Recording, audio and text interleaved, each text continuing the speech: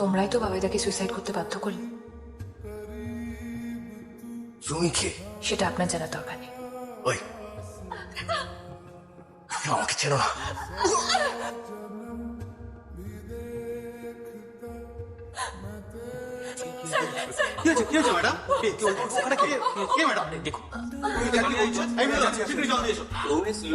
অভিযুক্ত unicorn private limited কোম্পানির MD Ranadeb সেনকে আজ আদালতে তোলা হয়। এই তরুণী এবং হোটেল কর্মচারীদের সাক্ষ্য প্রমাণের ভিত্তিতে রণদেব সেনকে 5 বছরের সশ্রম কারাদণ্ড। রণদেবের স্ত্রী সায়ন্তিকা সেন এ বিষয়ে কোনো মন্তব্য করেন।